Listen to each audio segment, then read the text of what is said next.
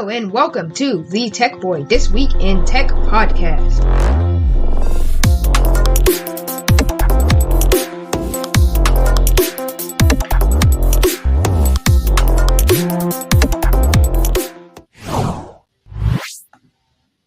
Hello, everybody, and if that sound just triggered you, well, so let's talk about that, the little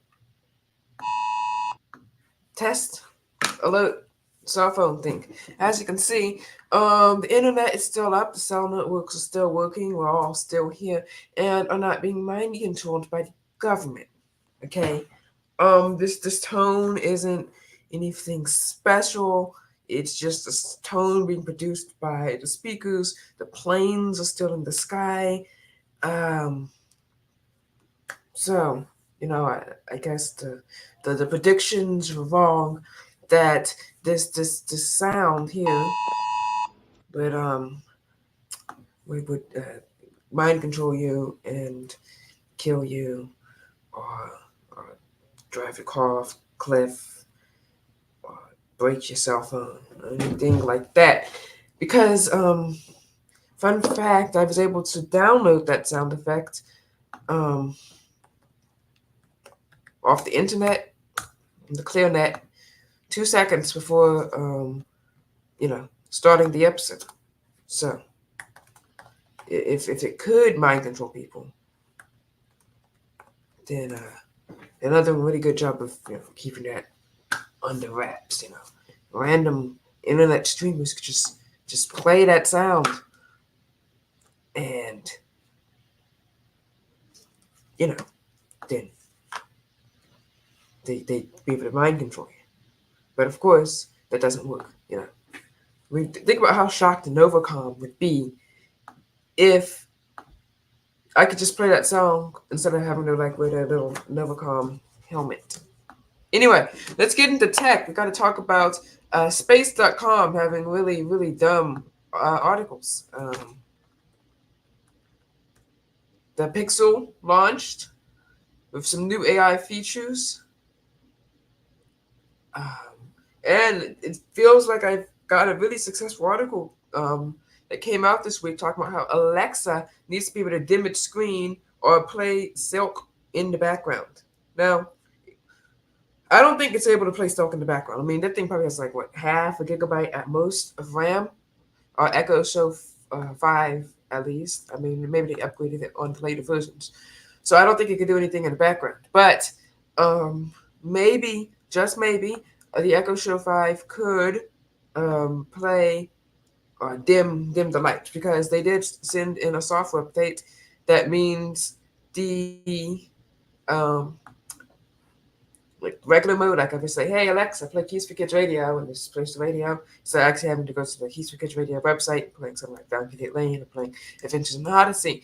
The regular Alexa does have a night mode where the screen is dark, it's off, basically. It's not OLED, so it's basically a dark gray.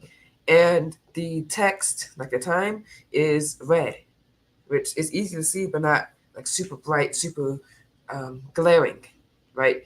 Speaking of glaring, we need to talk about Space.com's glaring issue, okay?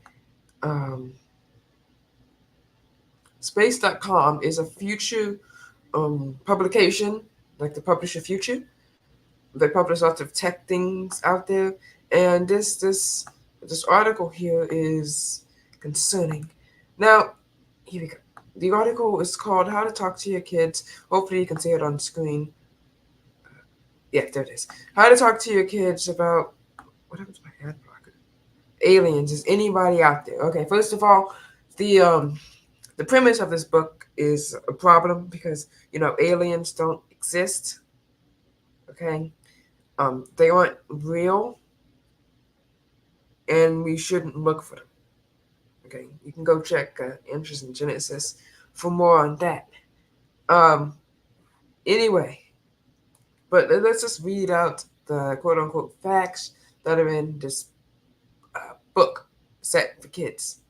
Okay, so Space.com is interviewing the author of the book. What is inspiration for this book?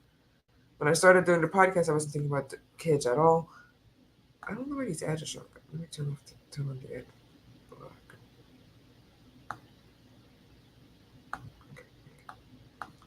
Right, where are you loading? Let me make sure that the chat's working today. Yes, it's working. All right. The book is a spin-off of the Wild Things podcast. I've never heard of it. And they were getting letters from the parents who were listening to the kids. They were playing these in the school. And teachers were using elements of the podcast in school to talk about evolution, which obviously didn't happen, DNA evidence, and the scientific method. Okay, so 2 out of 3. Not too bad there. So the inspiration of the book is basically parents sending letters asking for help, basically. And it says, I think the most important things about that is the question of alien life sits firmly in the gray area. Well, no, they don't exist. And and then they keep going on and talk about how there's no answer, just like there's no answer to the Bigfoot question. Okay, even if Bigfoot is said to have existed, some of the longest living animals, turtles, live for about 150 years. So Bigfoot probably doesn't exist. Um, and they say in the society we go from black and white, right and wrong, which I'm not so sure about that. But it's probably like a cool little book. But Space.com had another article that is slightly worse.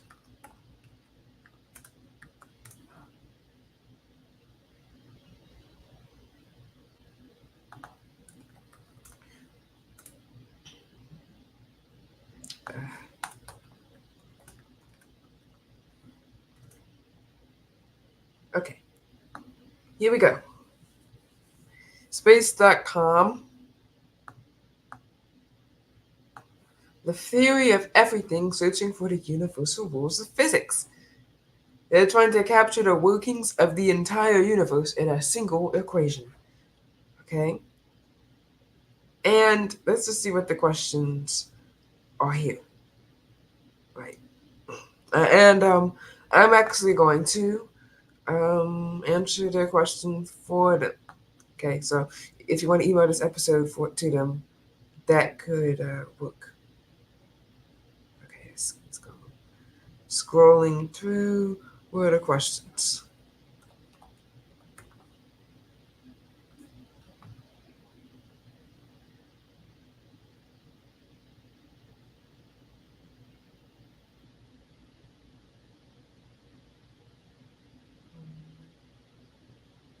Okay, just scrolling through here. Maybe this is the wrong article. Maybe they had 2 articles about it.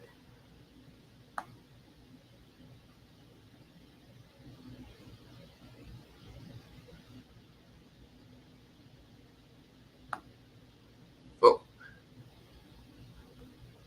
well, there wasn't a big thing, so that's that.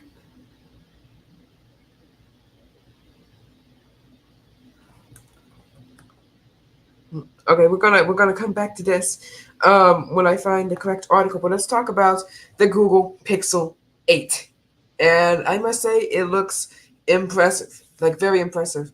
Ooh, hi David, hi Tech, just popped in for a few minutes. Hope you're good. I am well, thank you. So, let's talk about the Pixel 8, okay? And the Pixel 8 looks very, very impressive to me. There was a price hike, but it's fine. It's still in good price range. $699 for the regular Pixel 8 and $999 for the Pixel 8 Pro. Pixel 8 Pro's design very polarizing, you could say. And let's look into this. So the Pixel 8. Let's look at these tech specs. Okay, and AI is a big focus of the Pixel brand now. So they've moved away from voice. They've kind of moved away from camera. Um, David says, "You're so polite. It's nice to see in a young man." Well, thank you. They've kind of moved away from camera. They're still focusing on that. But we look at this, $699. Okay, so its competition would probably be like the OnePlus 11 or OnePlus 12 that may be coming out. iPhone 14/15, okay, in that price range. iPhone 15, $100 more. iPhone 14, maybe, coming down. Oh, you can't see it. Okay, there we go. maybe coming down in price as the older Mm-hmm. device. 6.2-inch display, so they slashed the display size. Okay, so this is like their small-ish flagship. It has a super smooth display, 120 hertz, 1620, not LTPO, but it's nice to see this getting a 120 hertz boost, um, over 90 hertz from last year. Super bright display at 2000 nits. That's better than the S22 Plus, better, I think, than the S23 Plus even. And the Pixel 8 Pro goes up to an insane 2,400 nits. So great outdoor visibility there. Like my S22 Plus is, you know, I'd say good enough outside. Like when it's super bright, you can still see, but you sometimes see the like fingerprints and smudges covering the display. Um, but at 2000 and especially at 2,400 nits, I'm pretty sure even in the hot Texas sun, it would still be visible. That's like almost 1,000 nits over my phone. And it has all like color support, whatever. Okay, no, beyond 24-hour battery life, 72-hour battery life with extreme battery saver. It has about a 4,705 milliamp battery using USB-C 30-watt charging.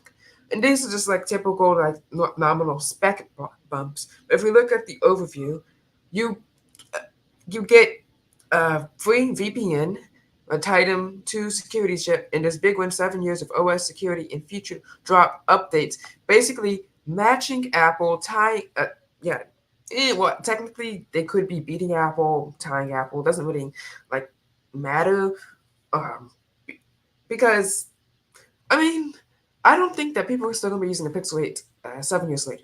Now, this could be good for people who, like, let's say someone buys a Pixel 8, they have a child who's 8 years old, 5 years later, they upgrade to, say, I don't know, another Pixel or a Samsung device, and they pass it down to the child with 2 years of updates left on it. So that is nice, but I'm not so sure how the chip's gonna hold up. I don't know about overheating. It's not like really out yet. Um, but 7 years of OS updates, that's really good. Samsung should get into that game too. I actually kind of want a Pixel 8. I just don't know if the Pixel 8 has video out support, right? Video out support would be key to me ever switching from the Samsung ecosystem. As a few of you know, a few months back, like in June, July, yeah, June is, my computer was slow, so I just plugged my phone into the monitor and did podcast episodes right off of there, right? If I had decided to get a Pixel 7 instead of a Pixel 8, mm, I wouldn't have been able to do it. And I really hope that the special features that I'm going to show you here that come to the Pixel come down to the Pixel 7 series as well. And okay, they brought Face Unlock to the Pixel 8, so I think that's good. And Pixel 8 does not have any telephoto, so if you are looking for the best telephoto, I'd probably go with the Samsung S22 Plus. But these are the features that you need to see. These are basically the selling points of the phone. Now, technically, I'm pretty sure these features, what I said is that Google is essentially bringing Photoshop level features to at our fingertips, right? I mean, these features are possible. Like I could theoretically do what they're doing, erase something, resize it, move it, but Google is essentially making it easier and calling it AI and making it an exclusive feature. All right, so Magic Editor. I think that's one of the most interesting features of all time that's been added to a phone. So, Magic Eraser just lets you erase stuff and it fills in the background automatically for you. Now, what this lets you do is you take something, right? It basically cuts it, right? Fills in the background with what it thinks would be there and lifts you higher, can make you bigger, expand you, etc. Now, I mean, that's interesting, but I mean, that's basically like falsifying a picture to the point that it's something that never happened in real life, which I don't have a problem with. I'm not going, you have to go, blah, blah, blah. No, it's just like, I mean, you can essentially change reality on a Google Pixel 8 series phone. Then you have Best Take, which lets you take pictures and then merges the faces on them. So let's say you took 3 pictures in a row of a group picture, and if someone's blinking in one and someone else is blinking in picture two, it will merge their faces together in all the pictures that you took to create the best one. Now, this isn't automatic; you have to like tap it. But I mean, I think that's a good idea and editing and everything. But I'm just sure, I just wonder where this will take us. There's magic eraser, photo on blue, which were there last year. Motion mode, real time panorama, blah blah blah. Then this is new video editing feature, and I was actually thinking about this right before the Pixel launched.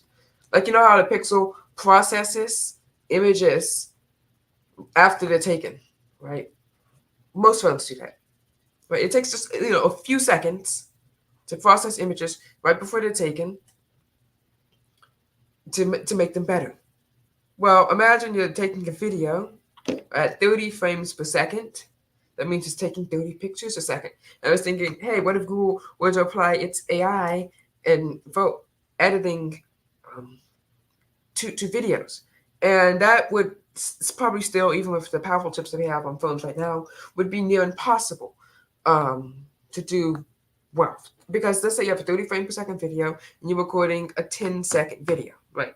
So at 30 frames per second, that would be 30 pictures per second in a 10-second video, which would mean you'd have over 300 pictures to process. And if you have about, let's say, 1 second per picture to process, that's 300 seconds, so about 5 minutes of processing time on video. That's not too bad, right? You just come back and watch it, do it better. But let's say you recorded, say, a 1 minute video, right? That's 60 seconds. So that's 30 pictures in 1 second.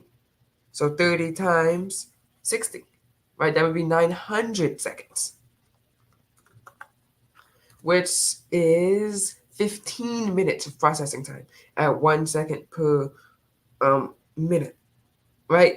And you can see where this is going. It's not sustainable. It would make the phone hot.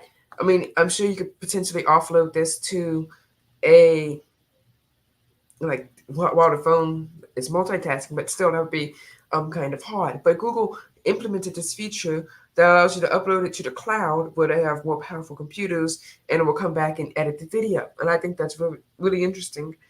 It's not editing the video like adding text and changing the backgrounds or anything like that. It's just enhancing it using AI or cloud computing or something along those lines. And I think that's nice. Now, one thing that is on device that I wish I had, because I was recording a news video for my school and the background noise was so loud and I was trying all these different background noise removers, is that you can, on any video on a Pixel, that doesn't have to be shot on a Pixel or anything, and so any video, so I mean, theoretically, you could take a VHS and digitize it or record from the TV and remove the background noise.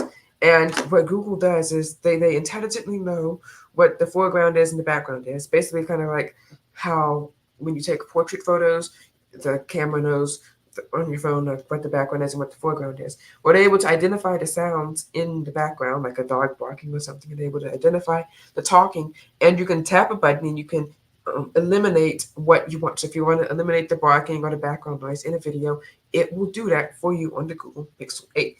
And that's what I think Google needs to lean in on. Now, of course, hopefully Google doesn't screw this up and just basically, I mean, this would be good for the entire world of Android. And of course, I'm pretty sure Samsung's not going to be far behind adding this feature to their phone somehow. But hopefully Google doesn't screw this up and add it for themselves and make it like a Google One thing, because Google One is just like $20 a year. Okay, so people are just gonna like buy a Pixel, like change ecosystems, jump from iOS to Android, or jump from a Samsung phone or a LG phone, or they might jump from an LG phone to a Pixel just because of these features. If they could just go get them for $20 yearly on Google One as like a photo thing, like that's really cheap. I mean, think about the things that you get. You'd be getting magic erasure, you'd be getting the video editing, all this for $20. I mean, there's some video editing applications like Shotcut, which we use to clip our podcast episodes and upload them for later like watching, like if you want to watch a clip of our podcast, um, that asks for $60, right? And it can't do this yet. Now, of course, all of these features can be done on a Samsung phone, right? I can upload my audio to the cloud, video and audio to the cloud, and eliminate background noise. Okay, I've done that before, and it worked once. This other video had just way too much background noise. It's just too garbled. Um, and I can erase things from my phone. I can do that locally. The external apps, I can do that. You can basically do that on any phone right now. I can erase an image. I can clip an image, save it as an image, right? Erase it, enlarge it, and like paste it as a sticker onto Samsung Gallery, which would essentially mean I removing and erasing what Google is doing, and what it's basically bringing it to the consumer. These are like Photoshop or like pro-ish level features that are just being easy 10 out of 10. Like I could, as a technologically like advanced person, edit an image the way that they're doing it on Google, right? Like I could, if I wanted to, erase the background behind my head. Well, no, clip the image of my head, right? Then erase the background behind my head, and then paste my head, enlarge it, put it wherever I want to, right? So what Google isn't doing isn't anything new. What they're doing is shortening the process of of it, right? So I mean, and then they're also saying it's AI, which I mean, what it makes sense. Like they're appealing to the quote unquote cool factor, like for technology, to be like, wow, Google's phones have so much AI, ooh, and then the people just walk into a Best Buy and like, hey, I want a phone. That was like cool. What I saw on TV, how I was able to remove the background noise, how I was able to move the image around with just a click, right? That will get Google more sales, right? And that is good. That is good for competition. What I want, and let me check. Let's see, does the Pixel 8, does the Pixel 8 have a desktop mode? Okay, there's a leak from June 24th, 2023. Okay, let me see what this is from Reddit 4 days ago, posted before the event.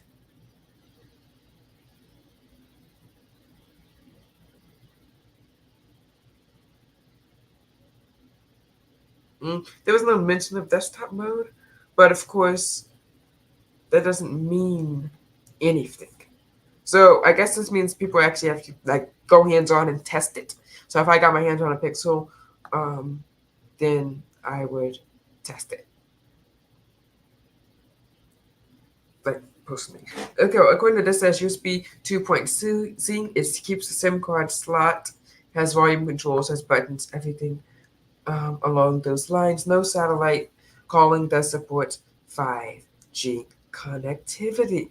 All right, so overall, a really good phone. New Tensor G3. You know, just nice little upgrade here. It looks really nice. I don't know how I felt about them making the Pixel smaller, but I guess if you want the bigger phone, get a Pro. And it just got the small little like $100 price bump, which makes sense because the Pixel A, like the Pixel 7A, is basically the Pixel 7 now. It does 85% according to some articles of what the Pixel 7 did. So because of that, I mean, it it's basically the same price. It's like Pixel 7A is basically the Pixel 7 or 8, right? And then the Pixel 7, I mean 8 is like the 8 Plus would be like that, and then the Pixel Pro is like a Pro Ultra, right? So there's that. Okay, now on to cybersecurity thing. Let's talk about cybersecurity. Oh, oh wow, that's a neat little animation though. I was checking the score of the Astros game and it put a like giant +2 because last time it was 1-0, now it's 3-0, so that's good. All right, checking back out. Um,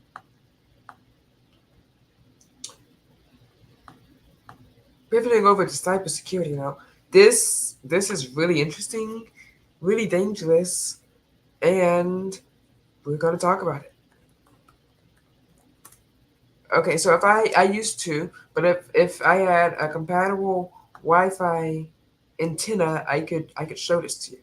But this basically means with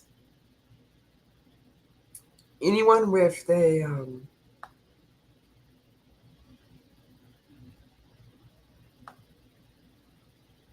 like let's say you're on someone right? Let's say you're on someone's hotspot, like phone hotspot.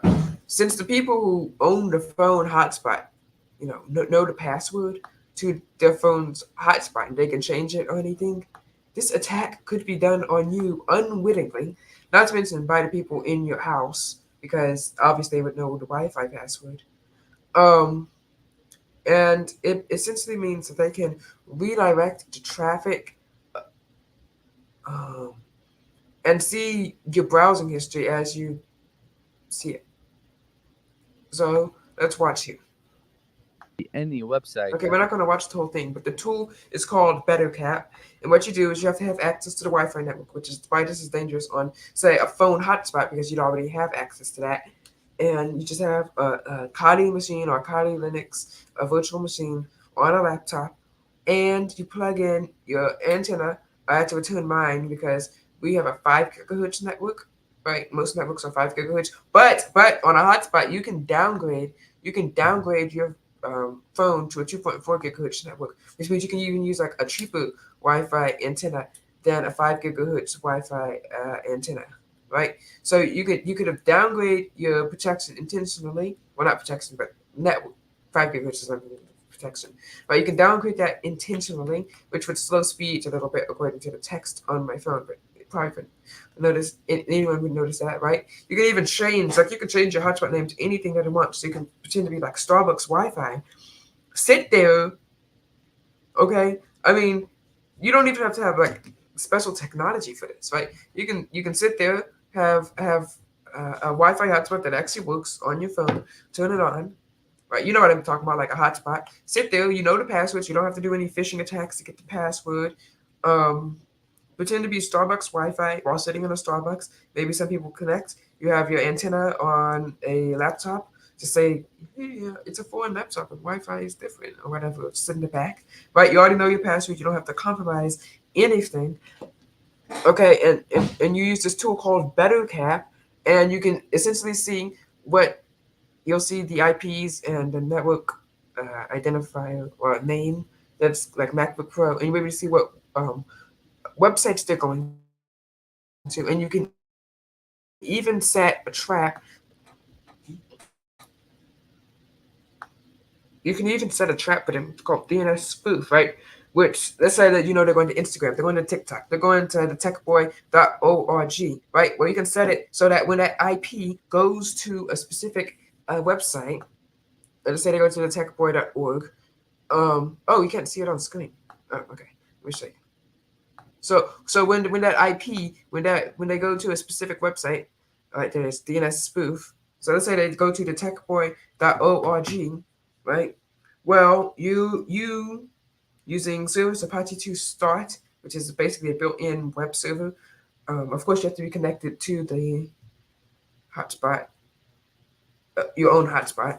Um, you can host your own website, which can be a phishing website that looks just like it and can take your information. It can be a beef injected website, and you'll be able to control the browser. It can be a legitimate website that you want them to go to for ad revenue or something. It can be a website that is legitimate but has a like a virus laden APK on it. I mean, this type of attack is dangerous and could easily be perpetuated with like let's see, I don't know, maybe like $30 Wi-Fi antenna, maybe even cheaper off of eBay, uh, a cell phone plan. I mean, I wonder if even if you get a cell phone plan that can like sell Wi-Fi, like not like a hotspot, like a hotspot that's showing Wi-Fi that you connected to, that would be free if you go to like Starbucks or something. but it's like, I don't know, a phone plan that you already are paying for, and a cheap laptop. Like, well, not that cheap because you have to rent the virtual machine. But maybe like $500, something you find off of eBay, like something that can run Windows, or you just flash Kali on it, which then you can just get a cheap laptop and just bypass Windows altogether. So, super dangerous attack here, and this could also be done by people in your house or people that you let the Wi-Fi password known to. So, just bear with. The tool is called BetterCap. It's completely legal, right? It's not like you're breaking any laws unless you do this against someone who hasn't consented to it. I'll type it into the comments. There it is. It's called BetterCap. So, yeah, watch out, guys, for that.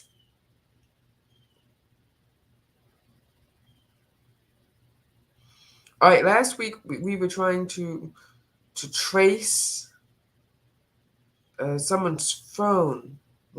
Yeah. But before we get to that, I'm going to follow this tutorial. Did you know that you could get $50,000 to over $150,000 no, I don't care. of investment capital at 0% interest rates to fund any business?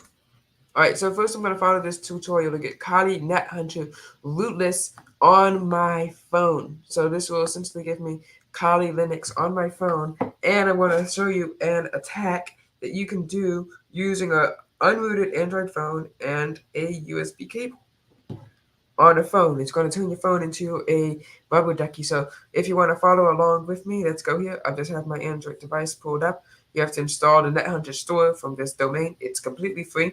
It's basically like a modified version of F-Droid that has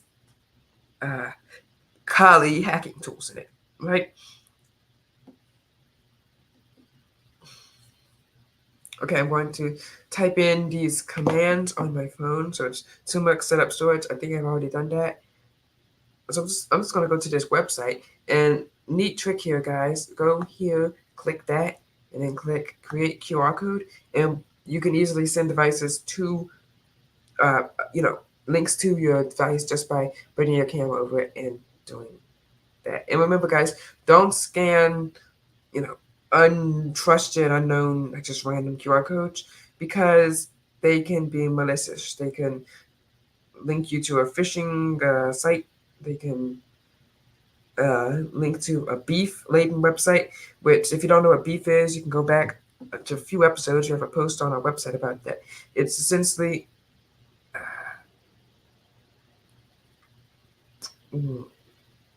it injects code into a website, and it can allow people to do all sorts of things on your browser. This works on all sorts of devices. I mean, it will work from a Windows device to an Echo Show to a Chromebook. There aren't that many good tutorials on it. Like we've tried to show how to like port forward and everything with it, but it didn't work. Wasn't working well. Anyway, so right now I put in the code PKG, which is how you install stuff on Telmex install WGET, and now I'm going to put in WGET-O install NetHunter Telmex. It says it's missing URL. Oh, I didn't click copy the entire URL. Okay, so this will download the program. This is the third line of code.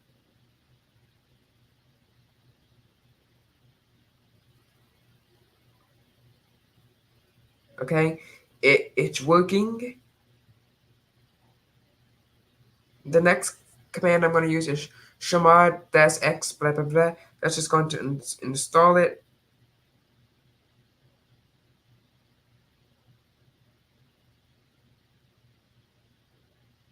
Okay, so I'm copying and pasting this in, and that's basically what a lot of cybersecurity in the terminal is: copying and pasting stuff from websites, legitimate ones, of course. You don't want to get viruses or fake things. And if you don't know, and it's working, hopefully you can see this. Oh my goodness. It's checking my device architecture into the image I want to install. What does that mean? Okay, so I'm going to scroll down. Okay, so I'm just going to exit out of this. Just click new session and type in the term net100. It says command not found. So let me go back to command 1. It says enter the image I want to install.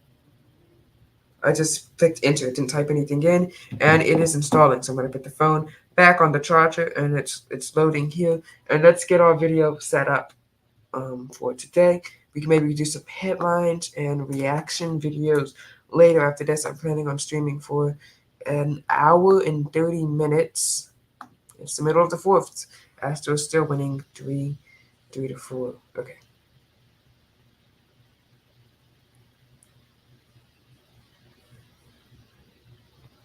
All right. It's still installing 18% there. So just go to the TheSecurity, which is a really good YouTube channel. He has the Udemy course that I have, right? And with the video that we're going to be reacting to / doing, if we can get it to work today, is hack Windows using Android keystroke injection. Right. Oh, this is an ad. I was going to say, only 1 minute. Okay, so by the way, we're at 23%.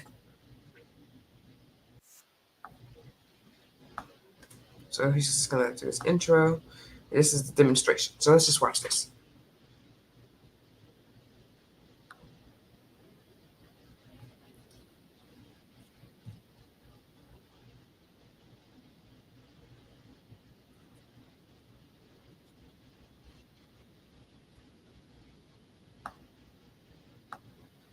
Probably faster too, like on the terminal, right? So here we go. So he's going to plug it into his phone, and he's going to get a shell on his computer phone, right? This is on Windows 10. You can turn on his webcam, and there's a rubber ducky script there. So we're going to like finish watching when this is when the script is coming in at 29%. So I guess we could talk about let's see what OnePlus is doing right now. It's bottom of the 4th, 3-0. Let's go. Let's see what OnePlus is doing. Let's look at the Nord 35G because the Nord series or some other series. It might have been the CE. Yeah, the CE. That was looking good. Or let's look at this. All right. Ooh. I mean, I like this design. The two camera design. But it's actually 3, as you can see here. Oh my goodness, this website's terrible. No, I don't want 3 hours off. Okay, work. 1, right there. 2, 3. Ah, you should be paying me $300. Okay.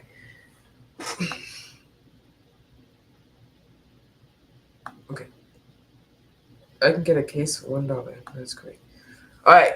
Now let's look at the specs here. 8 gigs RAM, 128 gigabytes of storage. Basically, same specs as my phone right now. Okay. You get a free gift. You can either get a case or wired earphones. I'd go with the earphones. Well, I don't know. This phone may not be that popular, so maybe I'd go with the. What would you guys think? Case or earphones? Use bundle on, blah blah blah. That's just shipping. It comes with the charger, USB A to C. I think that's good. All right, let's look at the specs. 5,000 milliamp, 67 watts battery charging capabilities. That's really good. 108 megapixel camera. That's probably going to be the start of the show. These two, that's probably like a depth sensor and a macro sensor. So basically a piece of junk here.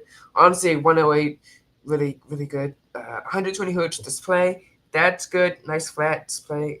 I like curved displays, but it is a nice flat display, right? 6.72 inches. That is a great size. Okay, I am a fan of big phones. And if you want to buy a big phone, don't forget we are still selling our TCL 40XL. Okay, this phone has 256 gigabytes of storage, 6.75 inch display, so slightly bigger than this OnePlus, and a 90 hertz display with a 5,000 milliamp battery. Okay, but we're selling it for less than the OnePlus.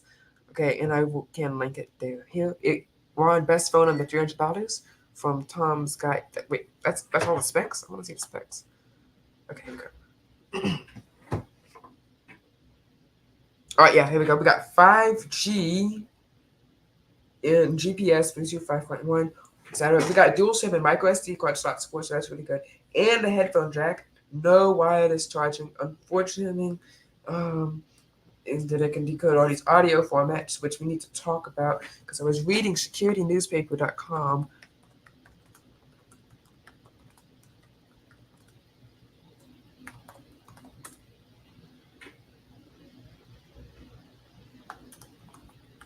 And the AAC audio format was like able to exploit phones or something like that. All right, we got 240 by 1080p pixels, perfectly good. LCD display, okay. It does have dark mode and 120 hertz display, right? And we got Android 13. But I mean, what chip is it running? Yeah, but it does have a 695. I mean, honestly, this looks like a pretty good like mid-range phone, if you ask me. I mean, it does have a 695, which means it's probably not going to last that long. But like, oh, it has a video edit built in. All right, we're at 54% on our Termax thing. So I have an article on Edge, and speaking of Edge, we wrote an article about it this week on how to enable desktop mode. So check that out. It's in my mobile favorites. It's probably at the bottom. Oh, there it is.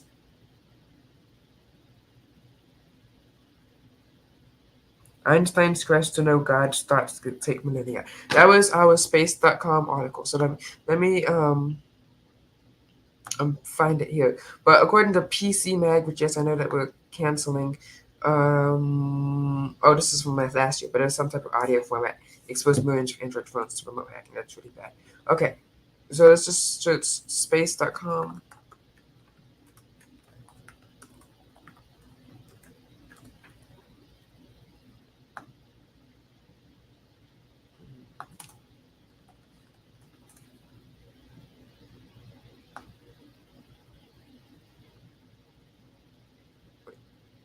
Maybe it was published some like different things. It's like the same. Yeah, maybe Life Science and Space.com linked or something. There it is. TOE. But answer all questions leaving nothing answered. Why is the sky blue?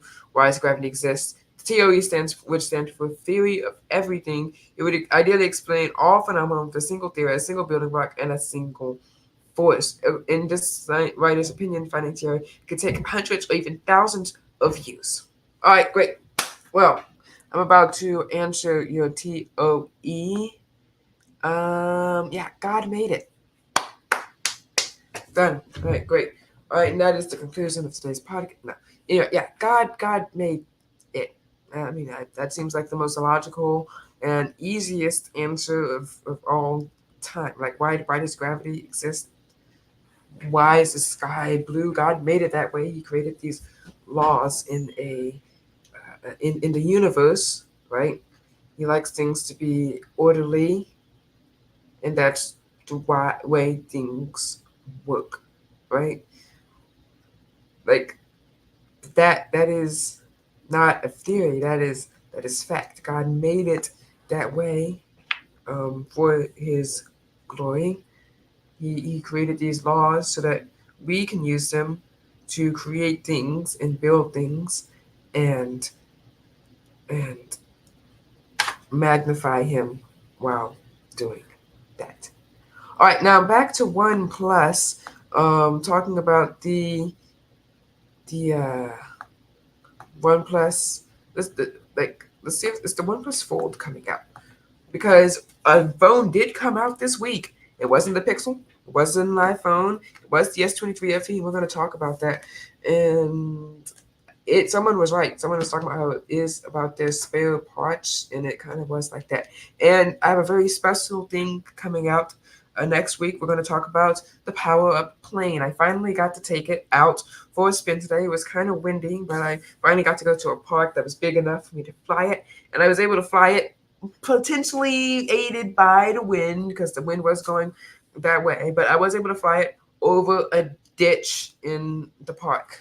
Okay, I can show you what the ditch looks like. The greatest flight time of 3 seconds, but it showed potential. It showed that if it's a not windy day, you can and there's good control. Now the battery did die kind of quickly. It was on like 10% when I started flying at 54-ish%, but it did fly well on the times that it did fly and didn't get stuck in like the grass. I was even able to tune it one time. So yeah, power up. And I'm not the best paper airplane builder anyway. So let's see if the OnePlus Fold is coming out. Let's see. Okay. OnePlus Fold.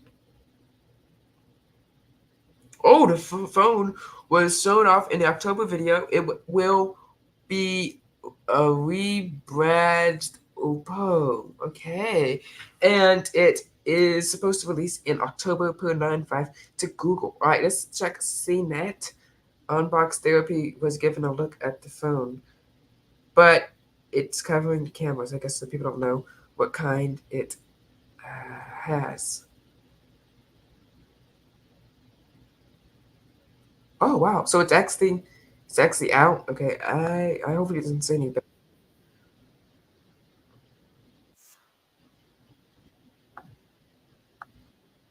Right. Yeah, great. So just in case he says something bad, we're just gonna like look at the images. Oh, okay. Let's look at this. Oh, that looks like lefty. Does that look like lefty to you? Maybe that's the screen.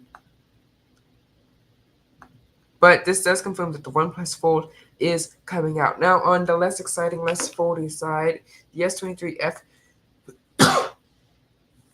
the S23 FE came out, or it is going to be released soon. Oh, you couldn't even see the phone. Well, it wasn't that much to say.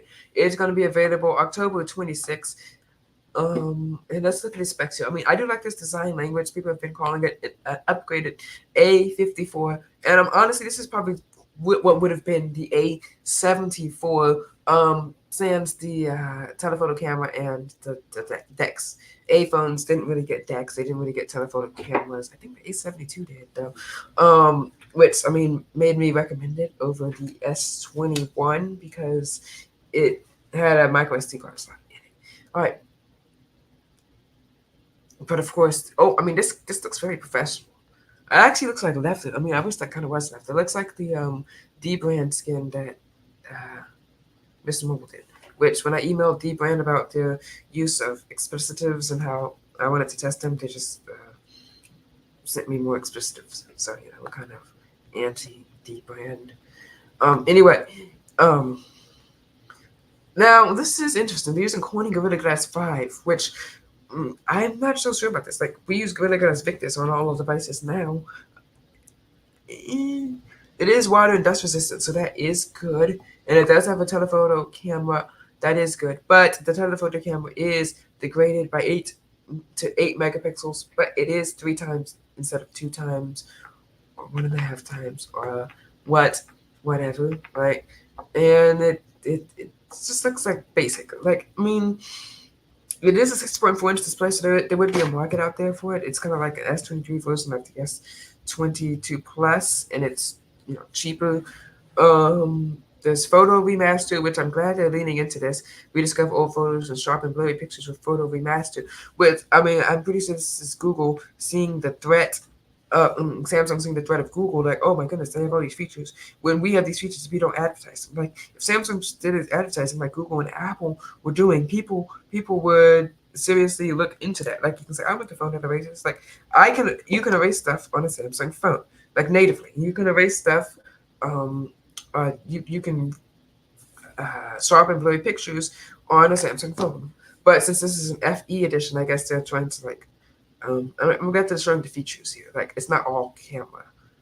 Okay, well, it is all camera. Like, they need to talk more about that. It's just camera gaming. Like, there's other things you can do with your phone, like actually call. Right, but I'm glad they're talking about the processing power and give you legitimate uses for that processing power. Give your live streaming, video editing, and social content creator a boost. Well, I'm not sure that social content creation would take so much processing power, especially since so much of it will potentially be done in the cloud, like Canva. Like, you don't need processing power for that. But video, yes. Video editing, yes. But I wouldn't potentially edit in Samsung Video Editor. There are much better video editors out there, and it is using Snapdragon 8 Gen 1, which I'm nervous about. This is kind of like an S22 Plus, in my opinion. If the battery is better, then yeah, sure, get it. But if the battery is the same, I get an S22 Plus because it's like flagship quality. and everything. Let's see, watch up to 21 hours, listen up to 66 hours. Let me see. Let's see what the guy says. S22. This is kind of like a math phone, right? Let's see what the battery life of S22 Plus Samsung. Like if the battery life is better than S22 Plus, and by all means, potentially get this over the S22 Plus.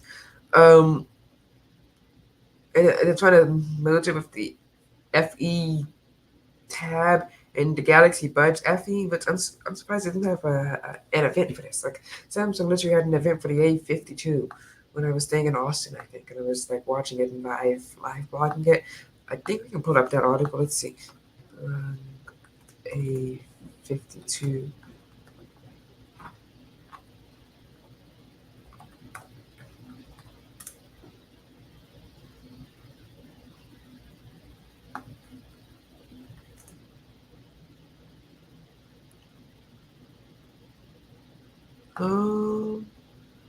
Okay, we'll switch to website to see if we have A52. A52.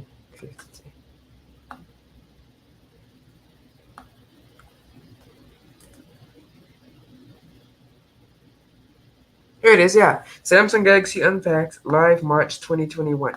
From March 17th, 2021.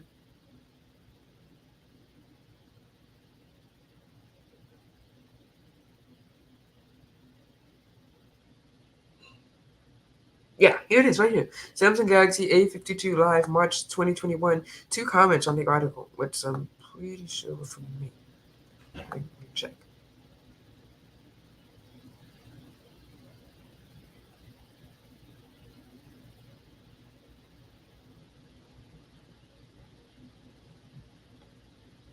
I do like that our launcher is showing 2 different articles at the same time. I'm gonna link it here. There we go. Yeah. So that is that, right? And stop on the 5th. Still 3.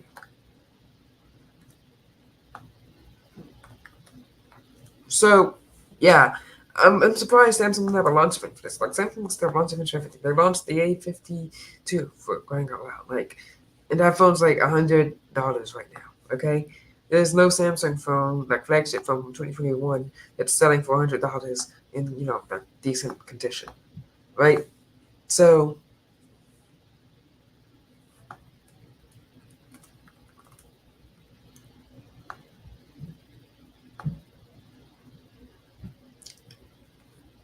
I mean, since we're already on the TechBoy website, let's do some headlines here because this is our flagship thing. As you can see here, the M8 vs. M7 just wouldn't die, but I'm pretty sure this might be a popular article here. We had the made by Google Keynote and the put Microsoft Edge mobile in desktop mode.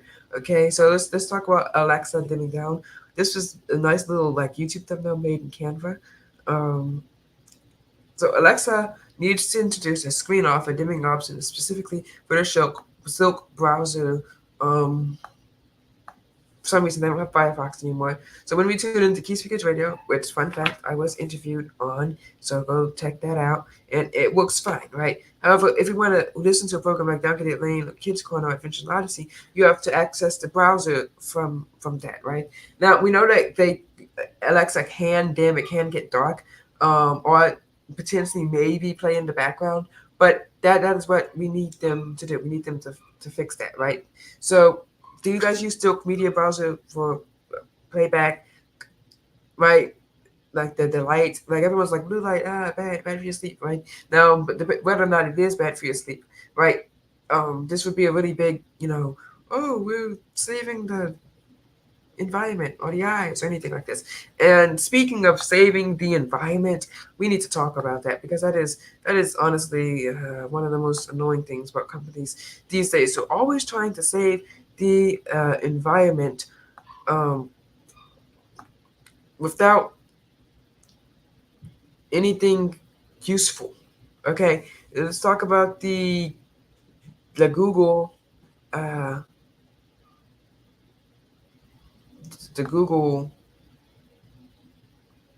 Let's just talk about the Google Pixel, or as I like to say, the Pix AIEL. Yeah, let's make this trend. So PAIXEL. Is that how I spelled it? Can't even spell it. Okay, let me check here. And we're just gonna go through my entire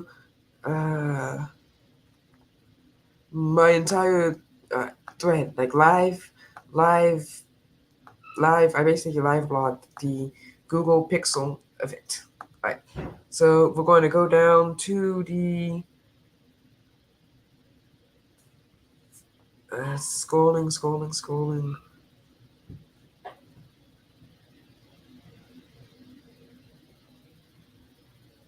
Oh man. Oh yeah, we're just gonna go through all of this. This is great.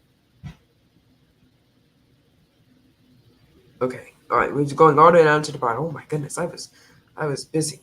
All right. So talking about the. There we go. So my first. I don't know what they call these anymore. Post, right? Oh well, the Pixel Watch is made out of recycled aluminum. Nobody cares. Like, no one cares. Okay, that your watch is made out of recycled aluminum. Okay, like, good for you.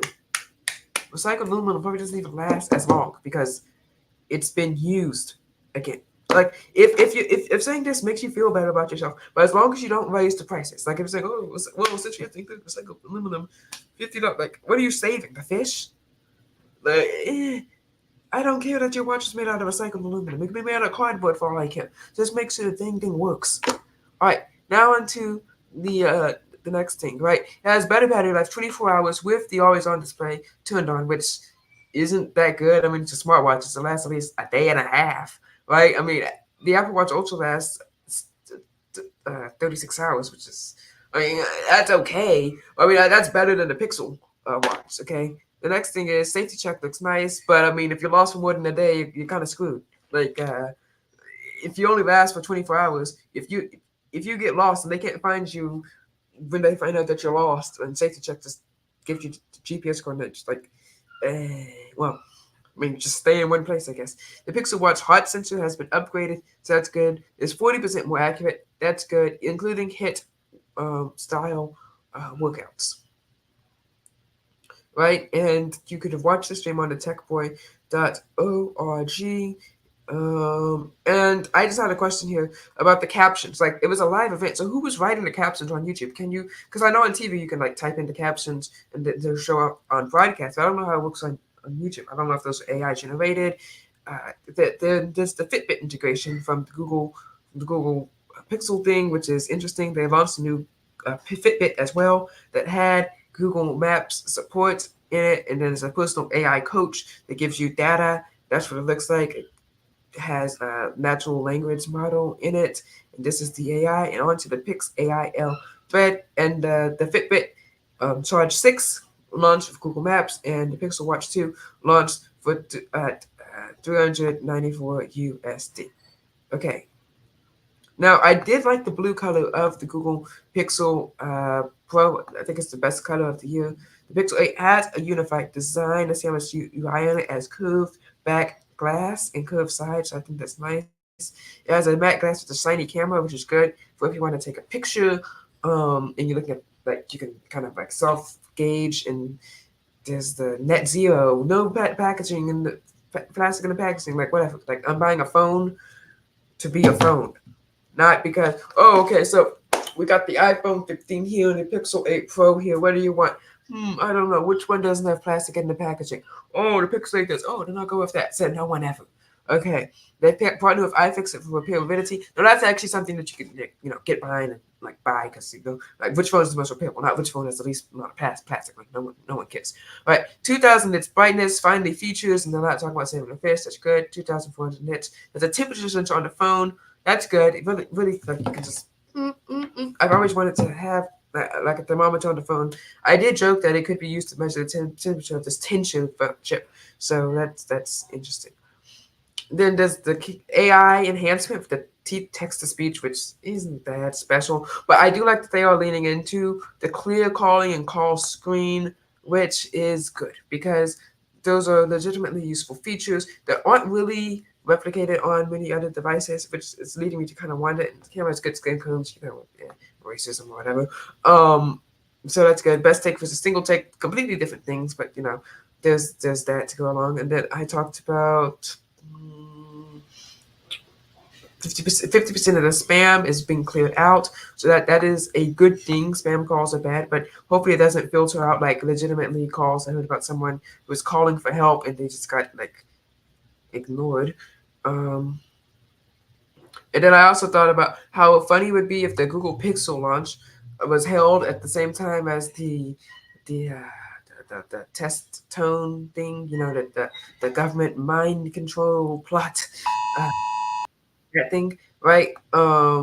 It would be really funny. All the phones just start buzzing all at the same time. That'd be like really funny. Of course, when I say I want the Pixel 8, always a Pro. Like I'm a big phone user. I'm not gonna use some tiny little 6.2-inch phone. It's like the size S23 Plus. And then of course we like roasted Google. Like I'm pretty sure that Google's AI could have told me that this is a man and this is a woman. And since I'm smarter than Google's AI, I don't need these little things right there. Like that's totally useless. Like useless propaganda and like junk, essentially, right?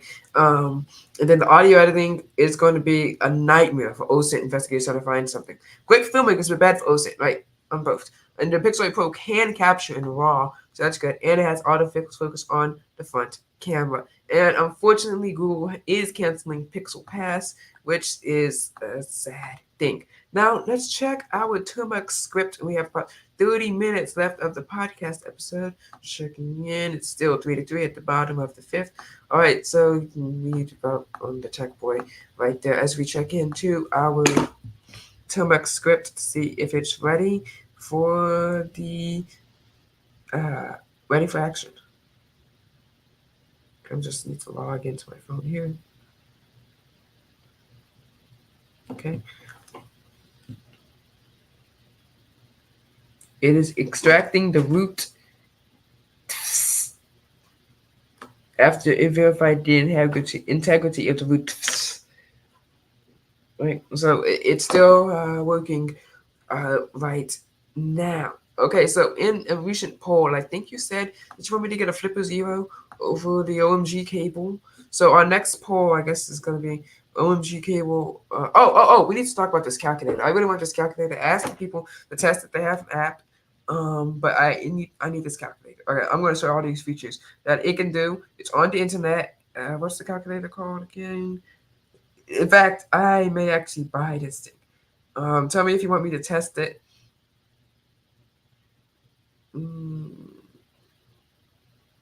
Oh yeah, NumWorks calculator. I verified it works offline. Basically, the calculator. I mean, the app is kind of iffy. I was trying to use it. It's all right, I guess.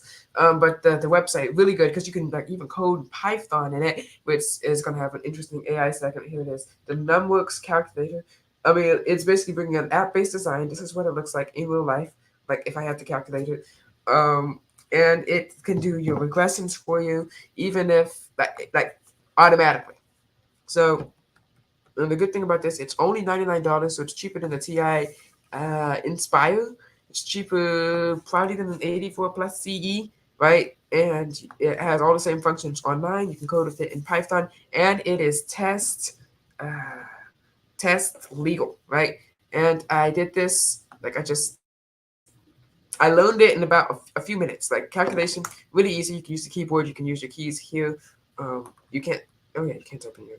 Okay. Right. Unfortunately, you have to use the delete here because backspace doesn't work. And sometimes when I'm trying to graph, I think that this is the enter button, but that's actually the back button. So there's a little learning curve to it, but it's really easy.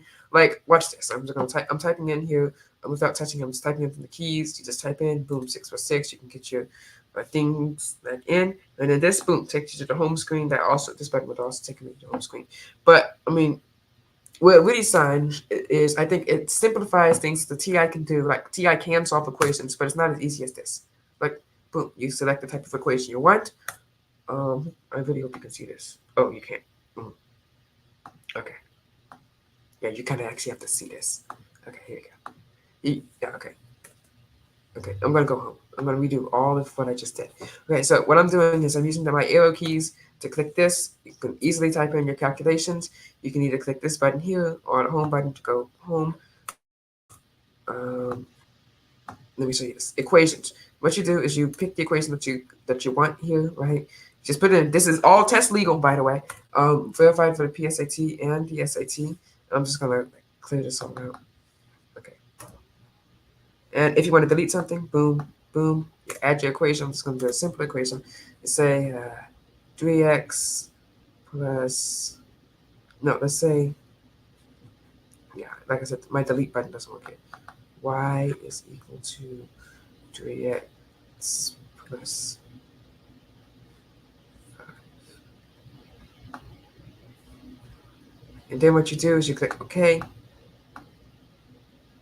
It didn't answer, I think. Or,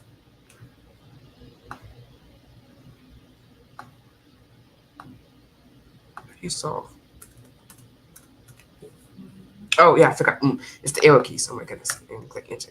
And then there's an infinite number of solutions. You can go back. I'm going to edit this. And then let's say, oh, sorry. You gotta click your, you click OK. Like X out of that. Add an equation. I'm just going to say that y is equal to 2. And then you click OK. You X out, solve the system. Boom. Easy. All of this test legal, right? You're just designed to teach people math, right? Easy to deal in the books. And what I think about this is that the regression thing, honestly, the best. Last year, I had to do a project about regressions, and you actually have to figure out which regression was the best. So you have to try all of them, right? Which would lead to lots of mistakes. But here, I'm just going to type in like some random numbers.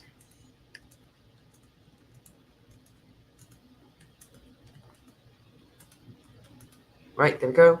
I'm just going to assign some random y coordinates here.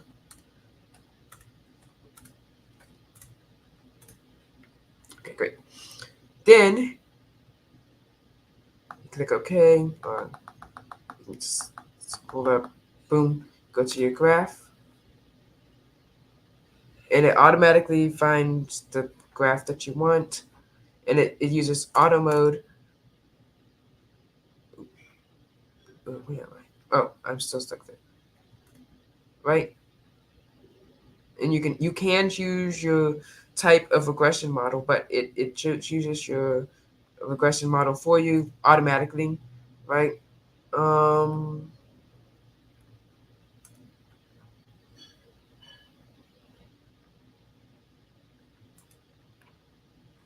It shows you your X value, or that's just me tracing around the dots. There's navigation, etc. You can do so much more. You can even wait, did I just see the question? Oh, I guess it's there twice. You can even code in Python. Watch this. Now, since it's on the computer, you get a Python shell.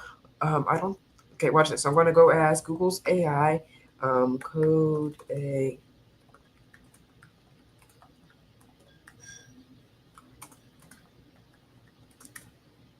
Okay, great. And it's just AI is going to code the program for me. While it's coding the hello world program for me. And it can even like do some more advanced stuff. If I had to calculate in real life, you'd have to type it on the computer and then send them to the device, right? It's all test legal. And it's still extracting the rootfs right now. All right, so all you have to do is type print hello world, right? Okay, so I'm going to say, let me see if this paste button works. Back. Okay, so it's shift, paste. Oh, boom! It allows me to copy and paste and like, oh, insert, boom, hello world. Okay, let's say code a.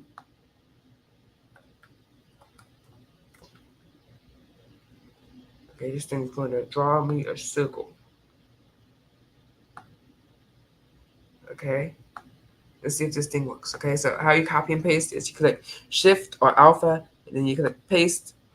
Oops, it didn't copy the whole command.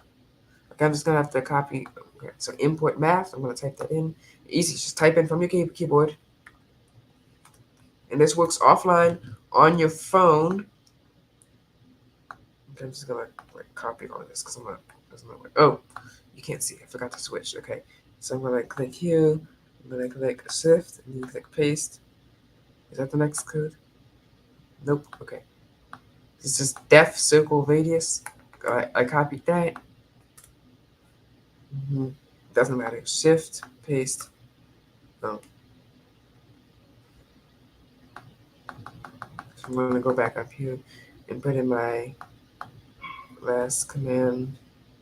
Import math.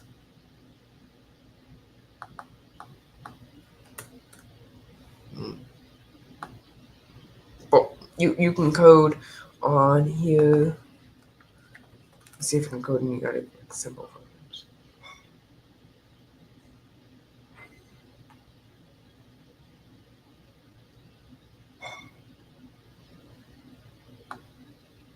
And those of you who like coding can, have fun.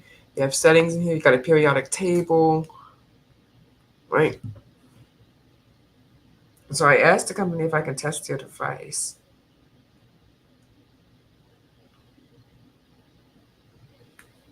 It's still extracting the roottifs. Okay. Let's see if NetHunter is going to work. Still not working. Okay. Well, maybe you'll get to see a next episode. Let's see how long have you been on air.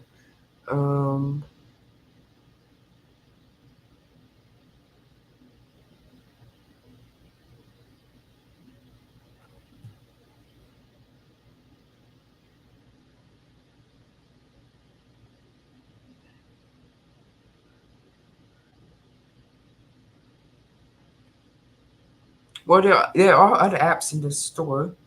The Kali store. All right, let's see what apps we got here. There's a Showdown application. There's a Recover Router Keygen, which, according to this, generate default WPA and WEP keys for the following routers. So if we had a WPA router, I think that robot that I showed you is WPA. I am going to upload that video of the thing shooting something. And we got Wiggle Wi-Fi, which is in like the regular store. So there's like 10 applications in here that you can like try out. Some of them need to be rooted. Some of them don't need to be rooted. There's Tmux in here, Tmux boot, different Tmux like stuff. Oh, it's more than 10. And then there's Showdown in the in the thing, right? I guess I can show you like the video now. Cover all of the things that you can do using this Meterpreter Oh, good news! The Astros scored 2 more runs. Because that'll take a very long time. I cover it in my courses, so check them out if you want to learn more, or simply look up in Google how to use Meterpreter to see what can you do with this access. But for now, just quickly, so you get an idea of what we can do. So all we did was plug it in, it's charging, and the computer has been exploited. I'm surprised Mr. Boss hasn't uploaded the Pixel video yet. First of all, I'm going to run sysinfo to get information about the computer that we gained access to. And as you can see, we have the computer name, the operating system that it runs, the architecture, and so on. We can also do help to see all of the commands and all of the things that you can do with this payload. Now, just to show you that we can actually do anything that the user can do, I'm going to try to access the webcam of the computer that we hacked into right now. Now, usually we don't do this in a real life scenario because it leaves a lot of tracks and there is no point of turning on the webcam. But in my demos, I feel like it really gets the idea across of how we can fully control the target computer right now and use all of its components. So if I type webcam and double tap, we'll see all of the things that we can do with the webcam. And I'm going to do webcam snap first to simply take a picture. And as you can see, we have a picture here from the target computer. Keith isn't sitting straight in front of the camera, so we can't really see him. I'm going to close this and let's actually start a live stream. So we're going to do webcam stream.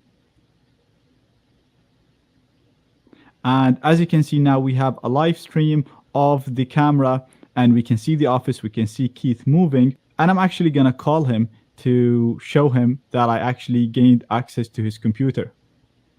Now that we've seen the attack in action, let's get technical and let's talk about how you can actually run this yourself.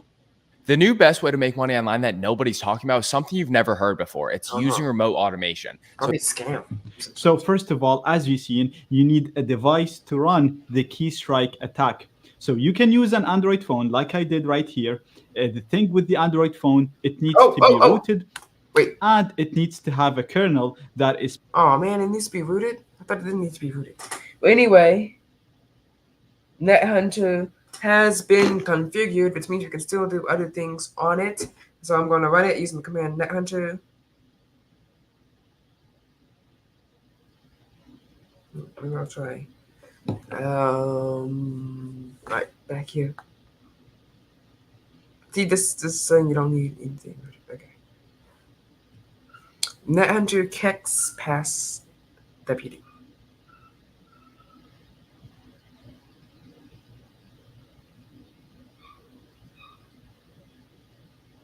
It's not loading right now, but I mean, you guys can still watch the video.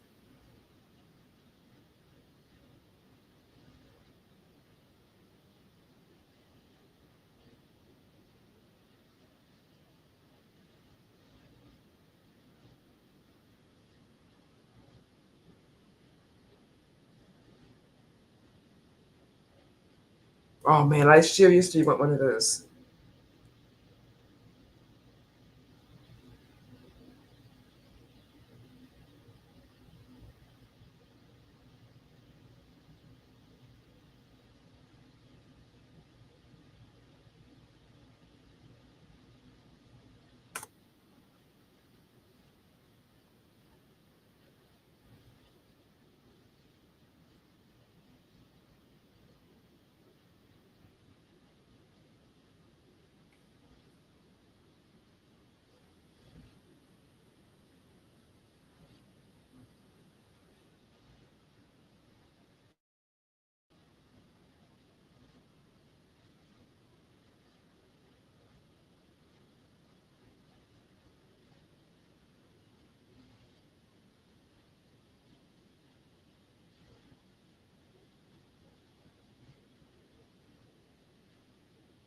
So what do you guys think about rubber ducky USB attacks?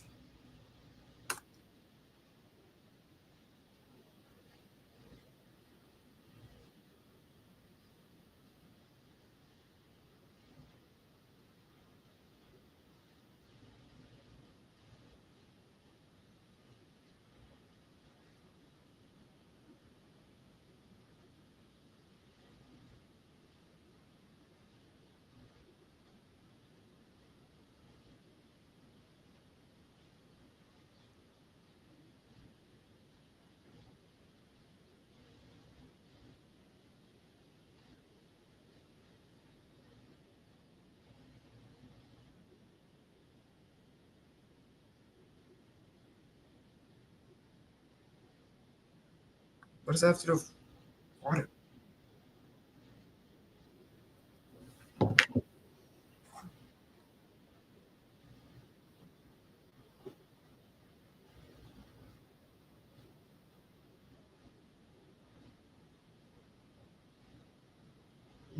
Okay, so it's downloading and executing a file, which means you can do, like, just like normally, like hacking, just like send it to someone via phishing email, and you'll be hacking them, right? Oh wait, you couldn't even see the video. What were you watching? Whatever.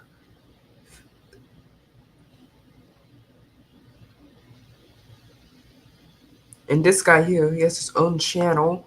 So I'm just clicking this because this is a good video. It basically tells you how to access security cameras by their default password, scanning the network, accessing the CCTV by a browser. So I suggest you check that video out for us, change the default passwords, but there are exploits out there for IP cameras out there. And that's Hey guys, welcome to my channel. Imagine if you had the ability to send a link that could retrieve the location of any user that clicks on it. Well, we can do that using IP Logger.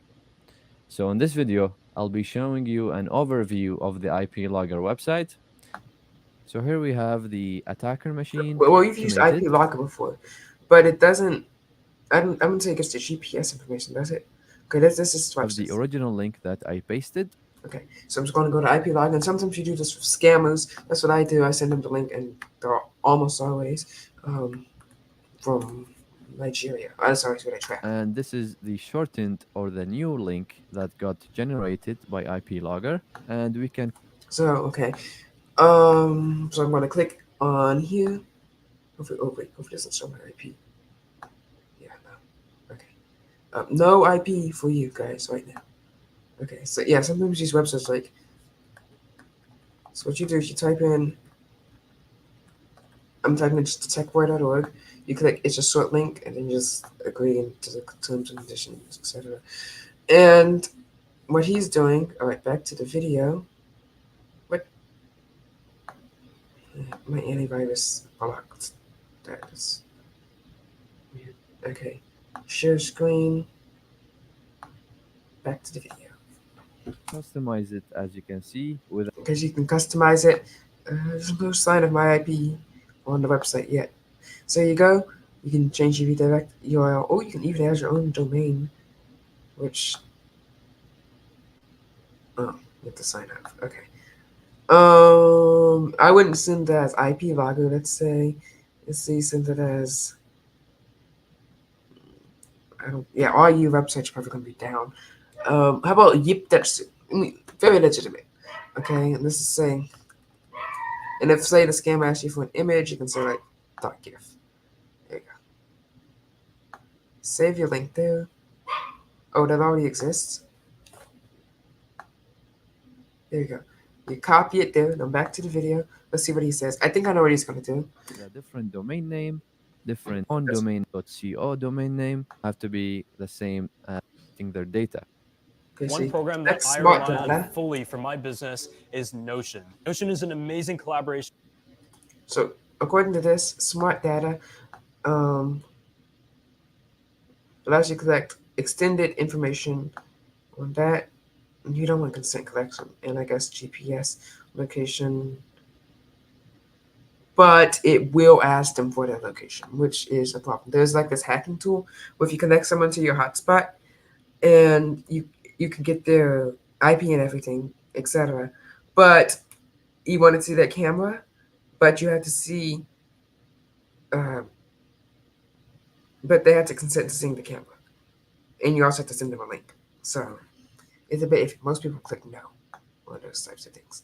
So let's see if this link works. I'm gonna copy it. It's already copied here, and I'm gonna paste it here. And it's been blocked by my antivirus. Doing a good job. Thank you, AVG. Not sponsored. But let's see if it works on my phone. Okay. I do have a fast antivirus on my phone. And my laptop doesn't even have a GPS. So it's not like it'd be helpful. So I scanned it. It's checking my browser before processing. I'm going to say allow location. And it's taking me to TheTechBoy.org.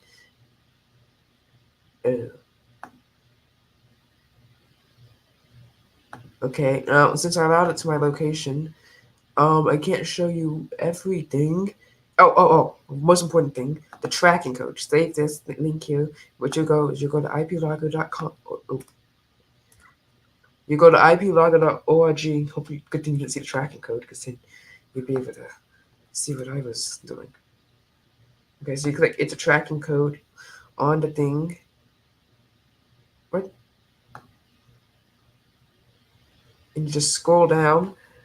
Oh, it did get my Windows device IP address, even though it was blocked by my computer. Let's see. Let's see what info it got. It did get my city. It got the version of Chrome I'm on. It got the correct ISP. It got our IP address and the latitude and longitude of our ISP provider. Okay, and for the phone, it got a accelerometer, ad block turned on. That's correct. Google Pay supported, so that Apple Pay not. So this basically tells you what kind of phone it is. Android phone. It tells me my battery percentage. I think this is safe for you guys to see. Oh, you can't see the map though. Let's go. There you go. Yeah, there we go. We're in Deer Park. All right, there you go. Okay. It told you my phone's battery percentage. Now that's really interesting right there. Right? It tells you my screen size, the color gamut, the network I'm connected to. If I had cookies enabled, if I had dark mode enabled, that is wow. How much RAM I have. This can basically identify the type of device that you have. CPU thread, HDR, incognito not enabled. Yeah, it didn't open in incognito.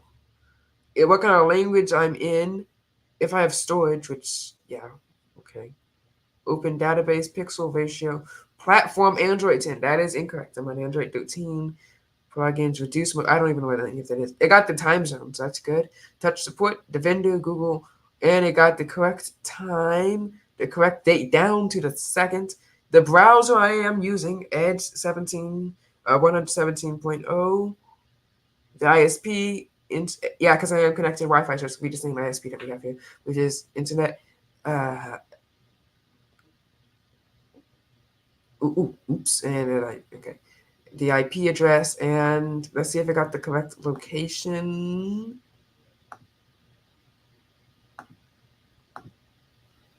US, Houston, Texas.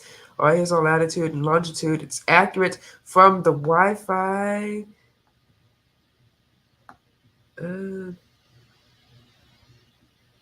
Scrolling into the map, it did get our general location, like our house location. Though it's not showing like the house number, and it gave me a built-in fingerprint.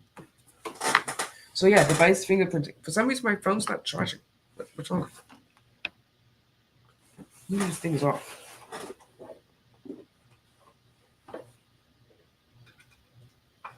Okay, so yeah, easy way to track a device right there. Just send a link from IP logger. Provide for about 2 more minutes. What's my phone not charging? I don't want to start an electrical fire on stream. That will not be good. Okay. Maybe this outlet's just broken. My computer's charging. Okay, well, unfortunately, my phone is not charging, but we did get a view from the website. I guess speaking of views, we can show you sweet tricks to see if that's working. Hopefully my login is good. And we were kind of down. We were getting like 20, 29 viewers a day. We normally get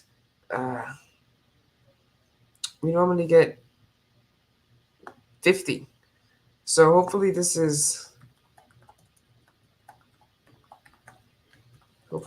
week has gone better. We're down 0%, so that's good. That means we're just 21, 28, 32. All right, so we're getting out. Yeah, we've tried to really push our social media marketing in. Samsung M8 versus M7, that's still going in. If we check over the last 4 weeks, we're averaging about 30 viewers-ish. And if we check over the last 3 months, let's see if this month will be as good as last month. So let's see. August, we had about 17,000. September, we had about, we didn't, in September, we only had about 1,000. And October, it is a new month, 184. Let's see, let's check this out on our Numworks calculator. Not sponsored. Hopefully they do send me something. So, it would be nice. We are not bought, of course. 184 divided by 6 times 31. That's not looking good. But notice how it does have fractions. So, that is good. Oh, You couldn't even see. Yeah, look, there we go. That is not good. We are on track to hit 900, and we are only and see how we've like declined. Yeah, so that's not good. Hopefully this does get better. 1:30. God bless. Pray for the nation and tech. Talk to you later.